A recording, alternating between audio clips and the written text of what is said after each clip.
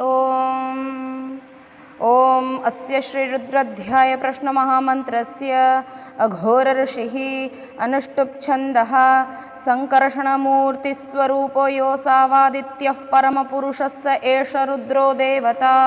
नमः शिवायेति बीजं शिवतरायेति शक्तिः महादेवायेति कीलकं श्रीसोमेश्वरप्रसादसिद्ध्यर्थे जपे विनियोगः। ॐ अग्निहोत्रात्मने अंगुष्ठाभ्यां नमः, दर्शपूर्णमासात्मने तर्जनीभ्यां नमः, चातुर्मास्यात्मने मध्यमाभ्यां नमः, निरूढपशुबन्धात्मने अनामिकाभ्यां नमः, ज्योतिष्टोमात्मने कनिष्ठिकाभ्यां नमः, सर्वकृत्वात्मने करतलकरपृष्ठाभ्यां नमः, अग्निहोत्रात्मने हृदयाय नमः, दर्शपूर्णमासात्मने शिरसे स्वाहा, चातुर्मास्यात्मने शिखायै वषट्, निरूढपशुबन्धात्मने कवचाय हुं, ज्योतिष्टोमात्मने नेत्रत्रयाय वौषट्, सर्वकृत्वात्मने अस्त्राय फट्। ॐ भूर्भुवस्वरोमिति दिग्बन्धः। ध्यानम् आपातालनभस्थलान्तभुवनब्रह्माण्डमा विस्फुरत् ज्योतिस्फाटिकलिङ्गमौलिविलसत् पूर्णेन्दुवान्तामृतैः अस्तोकाप्लुतमेकमीशमनिशन् रुद्रानुवाकाञ्जपन् ध्याये दीप्सितसिद्धये ध्रुवपदं विप्रोऽभिषिञ्चेच्छिवं ब्रह्माण्डव्याप्तदेहाभसितैर्मरुचा भासमाना भुजङ्गैः कण्ठे कालः कपर्दाकलितशशिकलाश्चण्डकोदण्डहस्ताः त्र्यक्षा रुद्राक्षमालाः प्रकृतिविभवाः शाम्भवा मूर्तिभेदाः रुद्राः श्रीरुद्रसूक्तप्रकटितविभवा नः प्रयच्छन्तु सौख्यम्। ॐ गणानां त्वा गणपतिगुं हवामहे कविं कवीनामुपमश्रवस्तमं ज्येष्ठराजं ब्रह्मणां ब्रह्मणस्पत आनः शृण्वन्नोतिभिः सीदसादनं श्रीमहागणपतये नमः। ॐ नमो भगवते रुद्राय। ॐ नमस्ते रुद्रमन्यव उतो दर्शवे नमः। नमस्ते अस्तु धन्वने बाहुभ्यामुत ते नमः। यात इष शिवतमा शिवं बभूवते धनुः शिवा शरव्या यातवतया नो रुद्रमृडय याते रुद्रशिवा तनूरघोरा पापकाशिनी तया नस्तनुवा शन्तमया गिरिशन्ताभिचाकशीः यामिषुङ्गिरिशन्तहस्ते बिभर्ष्यस्तवे शिवाङ्गिरित्रतां कुरु माहि गुंसीः पुरुषं जगत् शिवेन वचसा त्वा गिरिशाच्छा वदामसि यथा नः सर्वमिज्जगदयक्ष्मगुं सुमना असत अध्यवोचदधिवक्ता प्रथमो दैव्योऽभिषके अहीगिश्च सर्वान् जम्भयन् सर्वाश्च यातु धान्यः असौ यस्ताम्रो अरुण उत बभ्रुस्सु मङ्गलः ये चेमागुं रुद्रा अभितो दिक्षु श्रिताः सहस्रशो वर्षागुं हेडयीमहे असौ यो वसर्पति नीलग्रीवो विलोहितः उतैनं गोपा अदृशन्नदृशन्नुदहार्यः उतैनं विश्वा भूतानि सदृष्टो मृडयातिनः नमो अस्तु नीलग्रीवाय सहस्राक्षाय मीढुषे अथो ये अस्य सत्त्वानो हन्तेभ्यो करन्नमः प्रमुञ्च धन्वनस्त्वमुभयोरार्त्नियोर्ज्यां याश्च ते हस्त इषवः पराता भगवो वप अवतत्य धनुस्त्वगुं सहस्राक्षशते शुधे निशीर्य शल्यानां मुखा शिवो नः सुमना भव विज्यन् धनुः कपर्दिनो विशल्यो बाणवागुम् उत अनेशन्नस्येष वा भुरस्य निषङ्गतिः याते हेतिर्मीढुष्टमहस्ते बभूवते धनुः तयास्मान् विश्वतस्त्वमयक्ष्मया परिभुज नमस्ते अस्त्वायुधाय नातताय धृष्णवे उभाभ्यामुत ते नमो बाहुभ्यां तव धन्वने परिते धन्वनो हेतिरस्मान् वृणक्तु विश्वतः अथो य इषुधिस्तवारे अस्मन्निधेहितम् नमस्ते अस्तु भगवन् विश्वेश्वराय महादेवाय त्र्यम्बकाय त्रिपुरान्तकाय त्रिकालाग्निकालाय कालाग्निरुद्राय नीलकण्ठाय मृत्युञ्जयाय सर्वेश्वराय सदाशिवाय श्रीमन्महादेवाय नमः। नमो हिरण्यबाहवे सेनान्ये दिशाञ्च पतये नमो नमो वृक्षेभ्यो हरिकेशेभ्यः पशूनां पतये नमो नमः सस्पिञ्जराय त्विषीमते पथीनां पतये नमो नमो बभ्लुषाय विव्याधिनेन्नानां पतये नमो नमो हरिकेशायोपवीतिने पुष्टानां पतये नमो नमो भवस्य हेत्यै जगतां पतये नमो नमो रुद्राय तताविने क्षेत्राणां पतये नमो नमः सूताय हन्त्याय वनानां पतये नमो नमो रोहिताय स्थपतये वृक्षाणां पतये नमो नमो मन्त्रिणे वाणिजाय कक्षाणां पतये नमो नमो भुवन्तये वारिवस्कृतायौषधीनां पतये नमो नमः उच्चैर्घोषाय क्रन्दयते पत्तीनां पतये नमो नमः कृत्स्नवीताय धावते सत्त्वनां पतये नमः। नमः सहमानाय निव्याधिन आव्याधिनीनां पतये नमो नमः ककुभाय निषङ्गिणे स्तेनानां पतये नमो नमो निषङ्गिण इषुधिमते तस्कराणां पतये नमो नमो वञ्चते परिवञ्चते स्थायूनां पतये नमो नमो निचेरवे परिचरायारण्यानां पतये नमो नमः सृकाविभ्यो जिघागुंसद्भ्यो मुष्णतां पतये नमो नमो सिमद्भ्यो नक्तञ्चरद्भ्यः प्रकृन्तानां पतये नमो नम उष्णीषिणे गिरिचराय कुलुञ्चानां पतये नमो नम इषुमद्भ्यो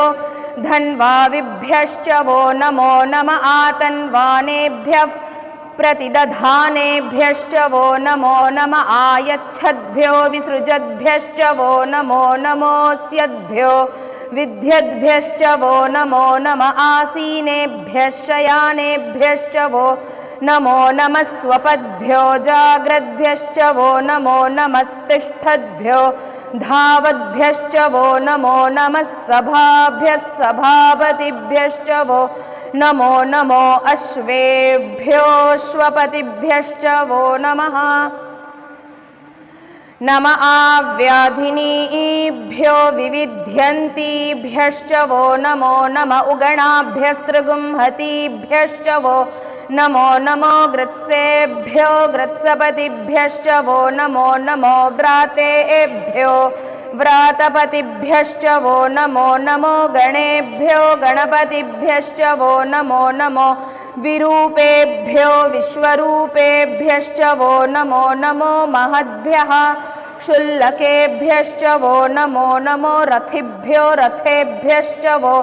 नमो नमो रथेभ्यो रथपतिभ्यश्च वो नमो नमः सेनाभ्यः सेनानिभ्यश्च वो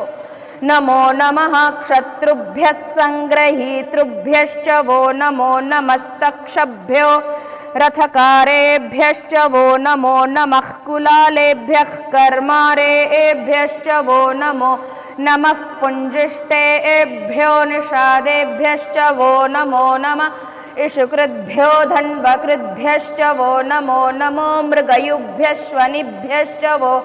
नमो नमश्वभ्यश्वपतिभ्यश्च वो नमः। नमो भवाय च रुद्राय च नमः शर्वाय च पशुपतये च नमो नीलग्रीवाय च शितिकण्ठाय च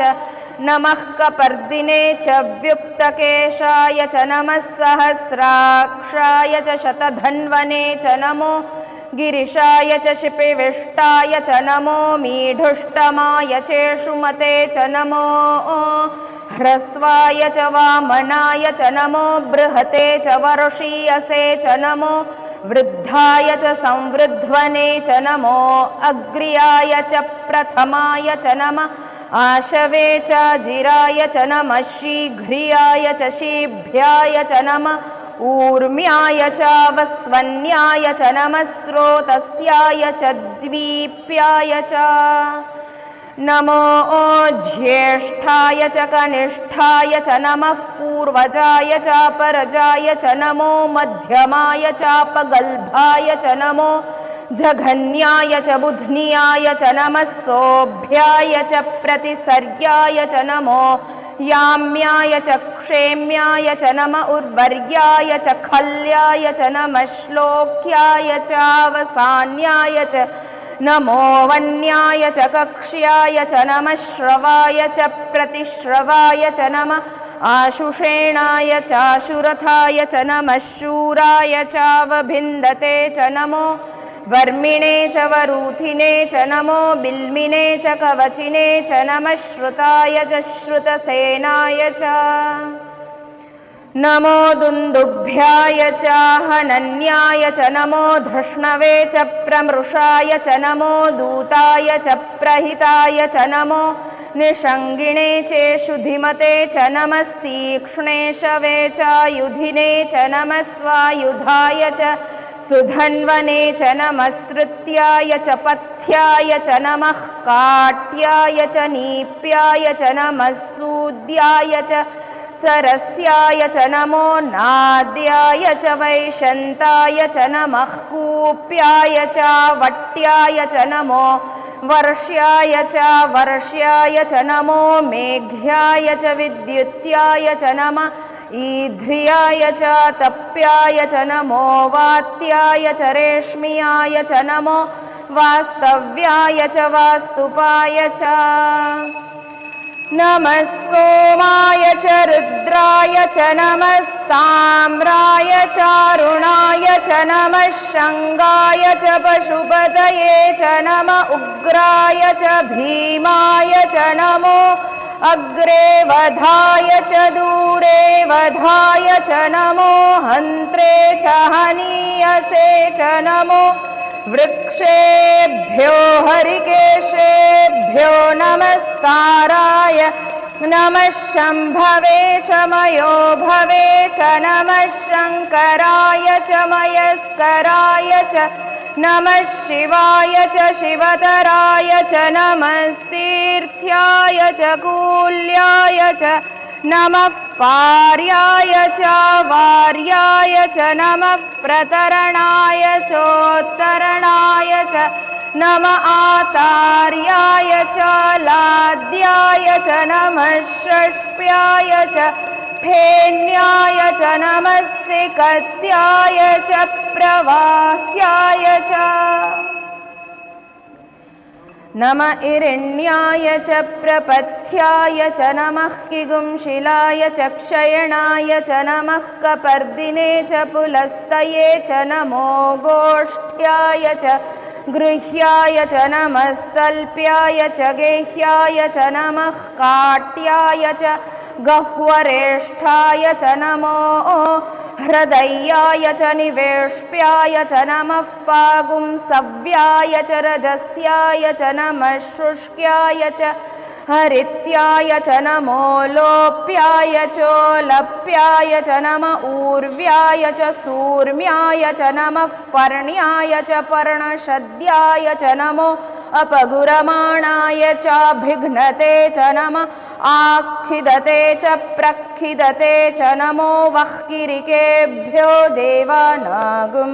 हृदयेभ्यो नमो विक्षीणकेभ्यो नमो विचिन्वत्केभ्यो नमः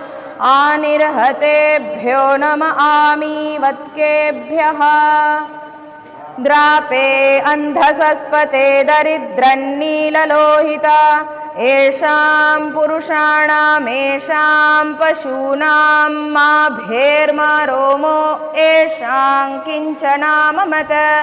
या ते रुद्रशिवा तनूश् शिवा विश्वाह भेषजी शिवा रुद्रस्य भेषजी तया नो मृडजीवसे इमागुं रुद्राय तवसे कपर्दिने क्षयद्वीराय प्रभरामहे मतिं यथा नश्यमसद्विपदे चतुष्पदे विश्वं पुष्टं ग्रामे अस्मिन्ननातुरं मृडानो रुद्रोतनो मयस्कृधि क्षयद्वीराय नमसा विधेमते यच्छञ्चयोश्च मनुरायजे पिता तदश्याम तव रुद्रप्रणीतौ मानो महान्तमुतमानो अर्भकं मान उक्षन्तमुतमान उक्षितं मानो वधीः पितरं मोत मातरं प्रियामानस्तनुवो रुद्ररीरिषः मानस्तोकेतनये मान आयुषिमानो गोषुमानो अश्वेषुरीरिषः वीरान्मानो रुद्रभामितो वधीर्हविष्मन्तो नमसा विधेमते आरात्ते गोघ्न उत पूरुषघ्ने क्षयद्वीराय सुम्नमस्मे ते अस्तु रक्षा च नो अधि च देव ब्रूह्यधा च नः शर्म यच्छद्विबरः आह स्तुहि श्रुतं गर्तसदंयुवानं मृगन्न भीममुपहत्नुमुग्रं मृडाचरित्रे रुद्रस्तवानो अन्यन्ते अस्मन्निवपन्तु सेनाः परिणो रुद्रस्य हेतिर्वृणक्तु परित्वेषस्य दुर्मतिरघायोः अवस्थिरा मघवद्भ्यस्तनुष्वमीढ्वस्तोकायतनयाय मृडय मीढुष्टमशिवतमशिवो नः सुमना भव परमे वृक्ष आयुधन्निधाय कृत्तिं वसान आचर पिनाकं बिभ्रदागहि विकिरिदविलोहित नमस्ते अस्तु भगवः यास्ते सहस्रगुं हेतयोन्यमस्मन्निवपन्तु ताः सहस्राणि सहस्रधा बाहुवोस्तव हेतयः तासामीशानो भगवः पराचीनामुखाकृधि सहस्राणि सहस्रशो ये रुद्रा अधिभूम्यां तेषागुं सहस्रयोजने वधन्वानि तन्मसि अस्मिन् महत्यर्णवेऽन्तरिक्षे भवा अधि नीलग्रीवाश्रितिकण्ठाः शर्वा अधः क्षमाचराः नीलग्रीवाश्रितिकण्ठादिवगुं रुद्रा उपश्रिताः ये वृक्षेषु सस्पिञ्जरा नीलग्रीवा विलोहिताः ये भूतानामधिपतयो विशिखासः कपर्दिनः ये अन्येषु विविध्यन्ति पात्रेषु पिबतो जनान् ये पथां पथिरक्षय ऐलभृदा यव्युधः ये तीर्थानि प्रचरन्ति सृकावन्तो निषङ्गिणः य एतावन्तश्च भूयागुंसश्च दिशो रुद्रावितस्थिरे तेषागुं सहस्रयोजने वधन्वानि तन्मसि नमो रुद्रेभ्यो ये पृथिव्यां येऽन्तरिक्षे ये दिव्येषामन्नं वातो वर्षमिषवस्तेभ्यो दश प्राचीर्दश दक्षिणा दश प्रतीचीर्दशोदीचीर्दशोर्ध्वास्तेभ्यो नमस्ते नो मृडयन्तु ते यन्द्विष्मो यश्च नो द्वेष्टितं वोजम्भे दधामि त्र्यम्बकं यजामहे सुगन्धिं पुष्टिवर्धनम् उर्वारुकमिव बन्धनान् मृत्योर्मुक्षीयमामृतात् यो रुद्रो अग्नौ यो अप्सु य ओषधीषु यो रुद्रो विश्वा भुवना विवेश तस्मै रुद्राय नमो अस्तु तमुष्टु हि यस्विषुः सुधन्वायो विश्वस्य क्षयति भेषजस्य यक्ष्वा महेशौ मनसाय रुद्रन्नमोभिर्देवमसुरन्दुवस्य अयं मे हस्तो भगवान् अयं मे भगवत्तरः अयं मे विश्वभेषजो यगुं शिवाभिमर्शनः ये ते सहस्रमयुतं पाशा मृत्योर्मर्त्याय हन्तवे तान् यज्ञस्य मायया सर्वान् वयजामहे मृत्यवे स्वाहा मृत्यवे स्वाहा। ॐ नमो भगवते रुद्राय विष्णवे मृत्युर्मे पाहि प्राणानां ग्रन्थिरसि रुद्रो मा विशान्तकः तेनान्नेन आप्यायस्व। ॐ शान्ति शान्ति शान्तिः। सदाशिवो सपरिवाराय सांगाय श्री सोमेश्वराय नमः। एकादशद्रव्याभिषेकान्ते शुद्धोदकस्नानं समर्पयामि। शुद्धोदकान्ते आचमनीयं समर्पयामि। रुद्राभिषेको अमृताभिषेको भवतु। अथ पयसाभिषेकः। ॐ जातवेदसे सुनवामसो ममराति यतो निदहाति वेदः स नः पर्षदति दुर्गाणि विश्वानावेव सिन्धुं दुरितात्यग्निः तामग्निवर्णान् तपसा ज्वलन्तीं वैरोचनीं कर्मफलेषु जुष्टां दुर्गां देवीं शरणमहं प्रपद्ये। सुतरसि तरसे नमः। अग्ने त्वं पारयानव्यो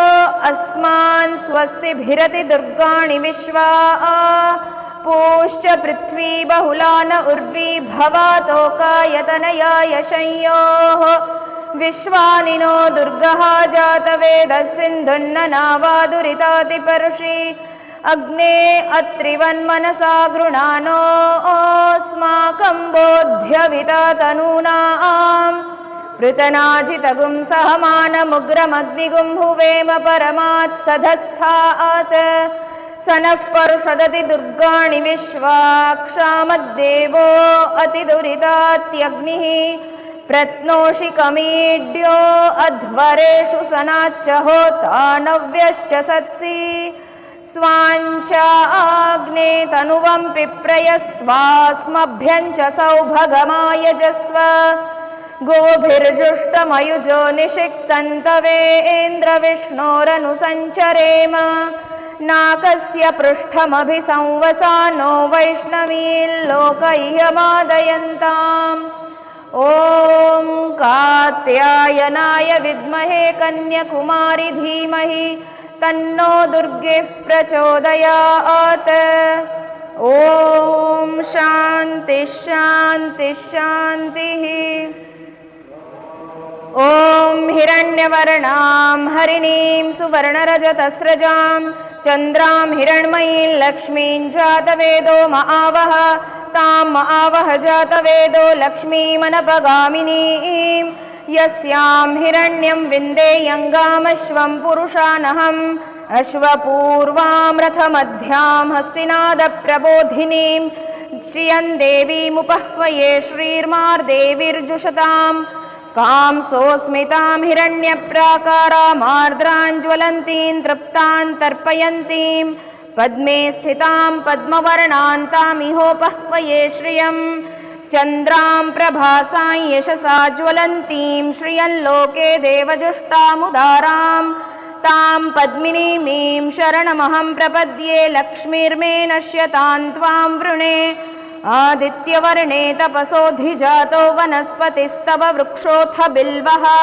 तस्य फलानि तपसानुदन्तु मायान्तरायाश्च बाह्या अलक्ष्मीः उपैतु मां देवसखः कीर्तिश्च मणिना सह प्रादुर्भूतोऽस्मि राष्ट्रेऽस्मिन् कीर्तिमृद्धिं ददातु मे क्षुत्पिपासामलान् ज्येष्ठामलक्ष्मीन् नाशयाम्यहम् अभूतिमसमृद्धिं च सर्वान् निर्णुद मे गृहात् गन्धद्वारान्दुराधर्षान् नित्यपुष्टाङ्करीषिणीम् ईश्वरीगुं सर्वभूतानां तामिहोपह्वये श्रियं मनसः काममाकूतिं वाचः सत्यमशीमहि पशूनां रूपमन्नस्य मयि श्रीश्रयतां यशः कर्दमेन प्रजा भूत मयि सम्भव कर्दम श्रियं वासय मे कुले मातरं पद्ममालिनीम् आपसृजन्तु स्निग्धानि चिक्लीतवस मे गृहे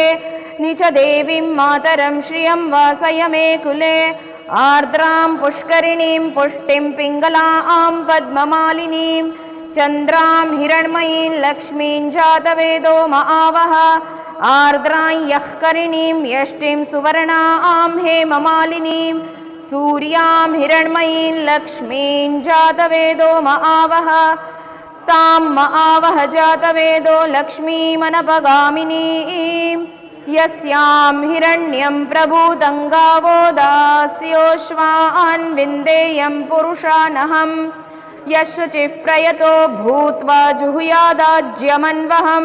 सूक्तं पञ्चदशर्चञ्च श्रीकामः सततं जपेत् पद्मानने पद्म ऊरू पद्माक्षी पद्मसम्भवे तन्मे भजसि पद्माक्षी येन सौख्यं लभाम्यहम् अश्वदायै गोदायै धनदायै महाधने धनं मे लभतां देवीं सर्वकामांश्च देहि मे पद्मानने पद्मविपद्मपत्रे पद्मप्रिये पद्मदलायताक्षि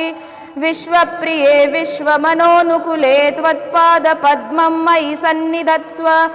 पुत्रपौत्रधनं धान्यं हस्तश्वादिगवेरथं प्रजानां भवसि माता आयुष्मन्तं करोतु मे धनमग्निर्धनं वायुर्धनं सूर्यो धनं वसुः धनमिन्द्रो बृहस्पतिर्वरुणं धनमस्तु ते वैनतेय सोमं पिबतु वृत्रः सोमं धनस्य सोमिनो मह्यं ददातु सोमिनः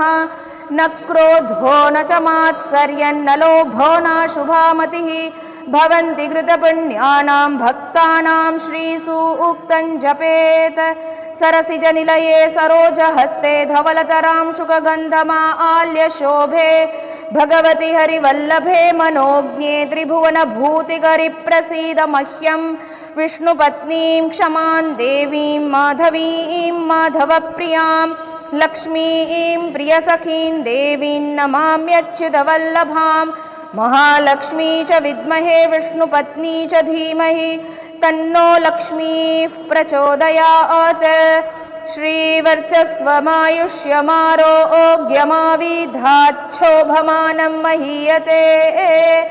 धान्यं धनं पशुं बहुपुत्रलाभं शतसंवत्सरं दीर्घमायुः शान्ति शान्ति शान्तिः। ॐ मेधादेवी जुषमाणा न आगाद् विश्वाची भद्रासु मनस्यमाना त्वया जुष्टानुदमाना दुरुक्तान् बृहद्वदेम विदथे सुवीराः त्वया जुष्टऋषिर्भवति देवि त्वया ब्रह्मा गतश्रीरुतत्वया त्वया जुष्टश्चित्रं विन्दते वसुसानो जुषस्वद्रविणो न मेधे मेधां म इन्द्रो ददातु मेधां देवी सरस्वती मेधां मे अश्विनावुभावा धत्तां पुष्करस्रजा अप्सरासु चया मेधा गन्धर्वेषु चयन्मनः दैवीं मेधा सरस्वती सामां मेधासुरभिर्जुषताम् आमां मेधासुरभिर्विश्वरूपा हिरण्यवर्णा जगती जगम्या ऊर्जस्वती पयसा पिन्वमाना सामां मेधा सुप्रतीका जुषन्तां मयि मेधां मयि प्रजां मयग्निस्तेजो दधातु मयि मेधां मयि प्रजां मयीन्द्र इन्द्रियं दधातु मयि मेधां मयि प्रजां मयि सूर्यो भ्राजो दधातु। ॐ शान्ति शान्ति शान्तिः। ॐ भूमिर्भूम्नाद्यौर्वरिणान्तरिक्षं महित्वा उपस्थे ते देव्यधितेऽग्निमन्नादमन्नाद्याया दधे आयङ्गौ पृश्निरक्रमीदसनन्मातरं पुनः पितरञ्च प्रयन्सुवः त्रिगुंशद्धामविराजति वाक्पतङ्गाय शुश्रिये प्रत्यस्य वहद्युभिः अस्य प्राणादपानत्यन्तश्चरति रोचना व्याख्यन्महिषस्सुवः यत्वा आक्रुद्धः परो वपमन्युना यदवर्त्या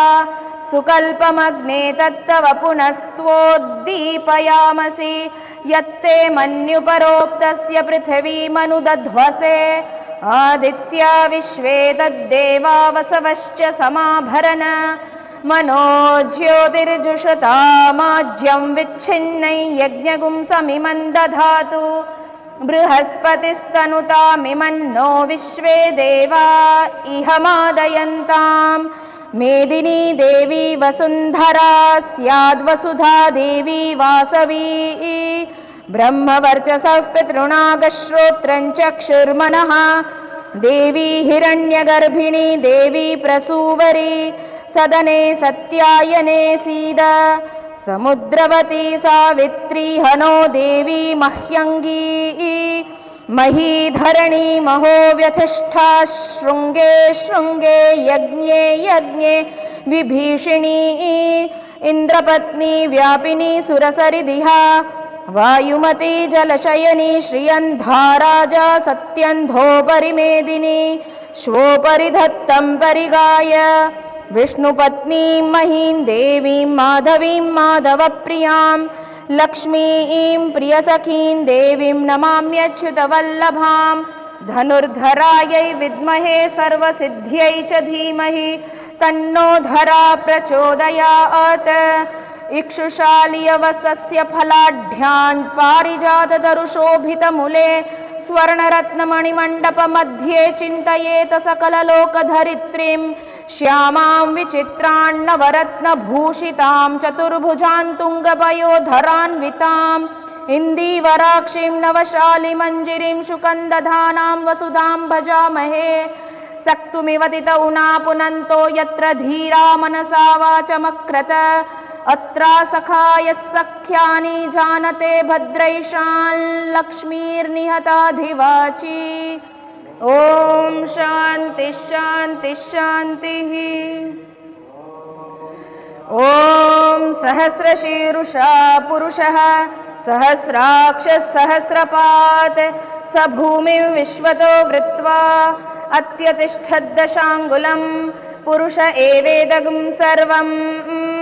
यद्भूतं यच्च भव्यम्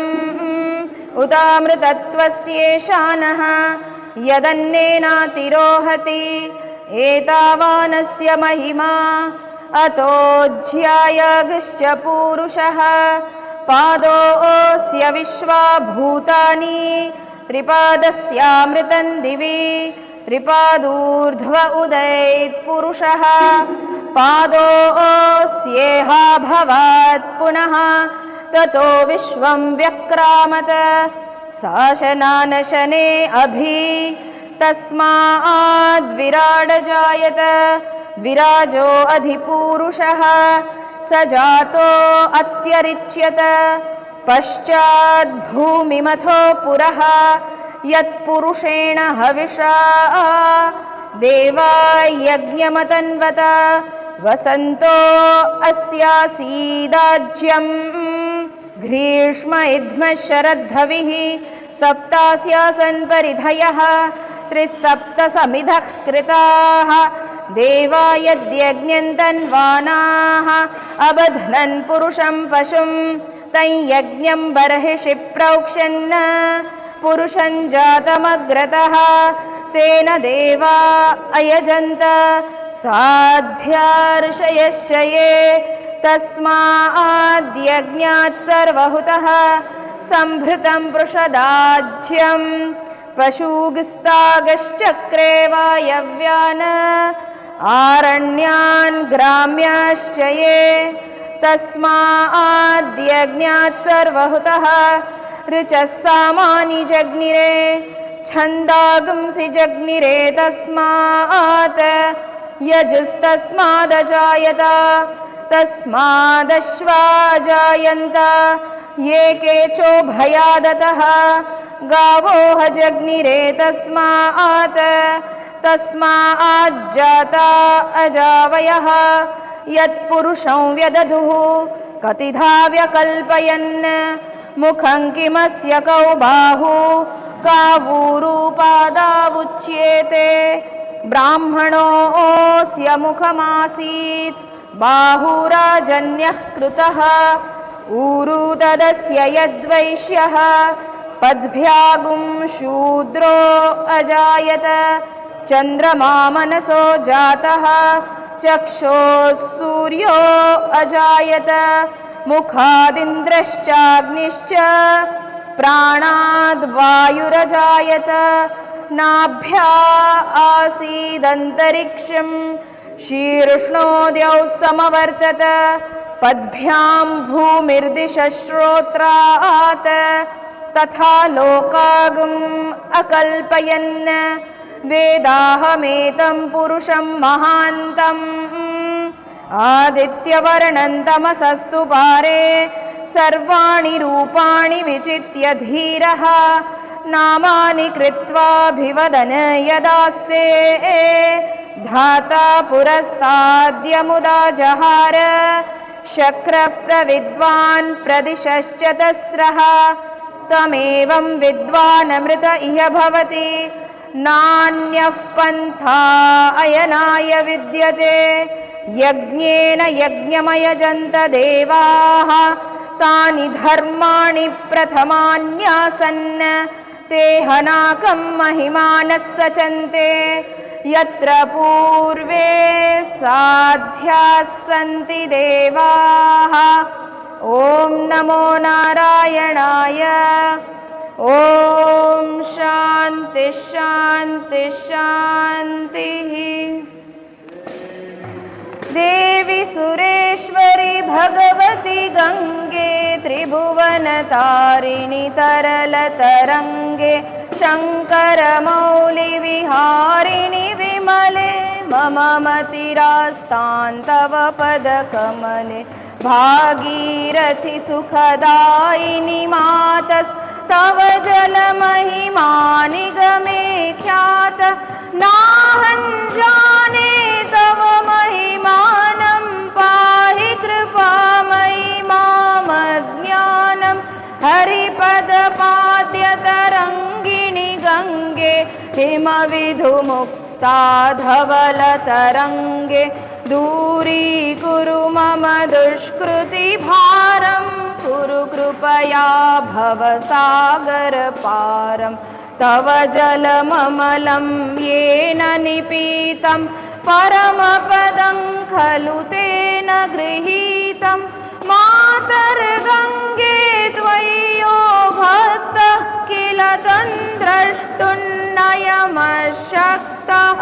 पतितोद्धारिणि जाह्नवी गङ्गे खण्डितगिरिवरमण्डितभङ्गे भीष्मजननि हे मुनिवरकन्ये पतितनिवारिणि त्रिभुवनधन्ये कल्पलतामिव फलदान् लोके प्रणमति यस्त्वान्न पतति शोके पारावारविहारिणि गङ्गे विमुखयुवति कृततरलापाङ्गे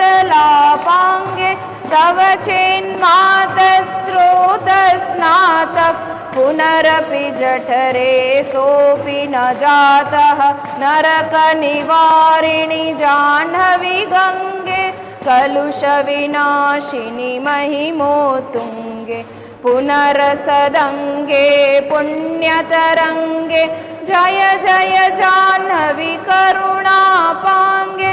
इन्द्रमुकुटमणिराजितचरणे सुखदे शुभदे भृत्यशरण्ये रोगं शोकं तापं पापं हर मे भगवति कुमति कलापं त्रिभुवनसारे वसुधाहारे त्वमसि गतिर्मम खलु संसारे अलकानन्दे परमानन्दे कुरु करुणामयि कातरवन्दे मर्कटे यस्य निवासः खलु वैकुण्ठे तस्य निवास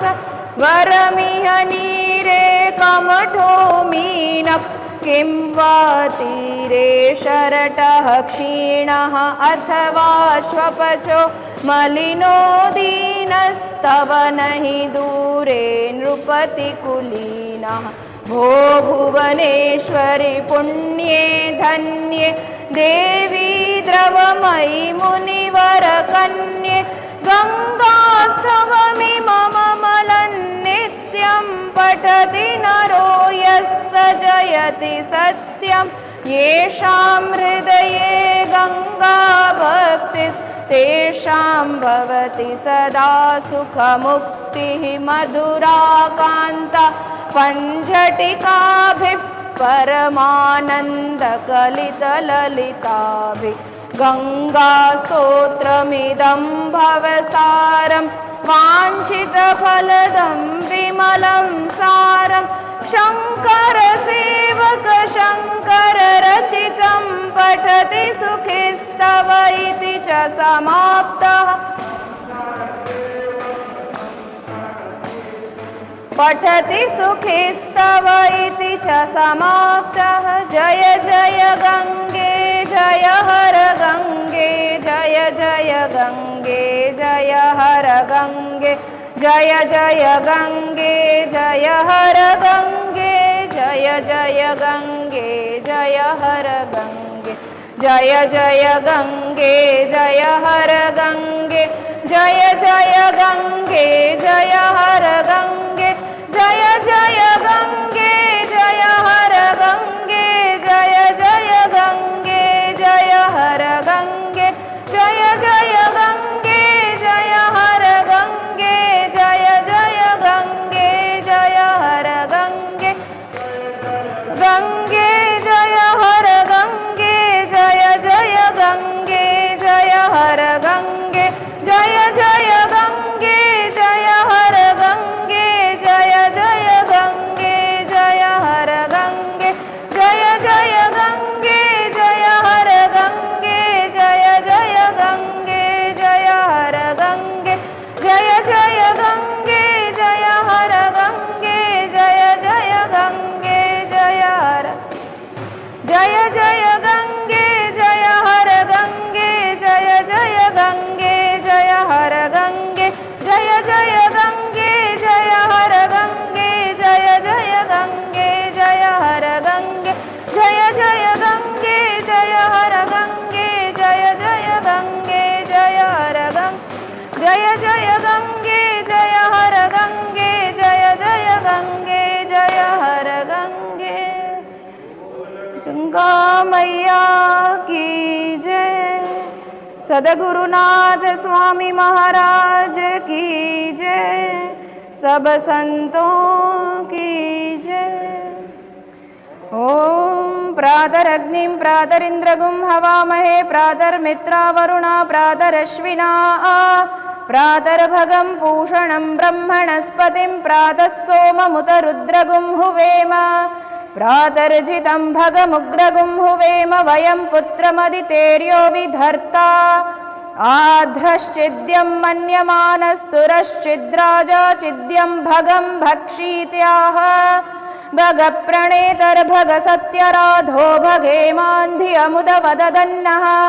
भगप्रणो जनयगोभिरश्वैर्भगप्रनृभिर्नृवन्तस्याम उतेदानीं भगवन्तस्यामोदप्रपित्व उत मध्ये अह्नाम् उतोदितामघवन् सूर्यस्य वयं देवानागुं सुमतौ स्याम भग एव भगवागुम् अस्तु देवास्तेन वयं भगवन्तः स्याम तन्त्वा भगः सर्व इज्जो हवीमि स नो भगपुर एता भवेह समध्वरायोषसो नमन्तदधिक्रावेव शुचये पदाय अर्वाचीनं वसुविदं भगन्नो रथमिवाश्वावाजिन आवहन्तु अश्वावतीर्गोमतीर्न उषासो वीरवतिः सदमुच्छन्तु भद्राः घृतं दुहाना विश्वतः प्रपीना यूयं पात स्वस्तिभिः सदा नः यो मा आग्ने भागिनगं सन्तमथा भागं चिकीरुषति अभागमग्ने तं कुरु मामग्ने भागिनं कुरु ॐ शान्ति शान्ति शान्तिः यदक्षरपदभ्रष्टं मात्राहीनं तु यद्भवेत् तत्सर्वं क्षम्यतां देव प्रसीद परमेश्वर प्रसीद परमेश्वरी।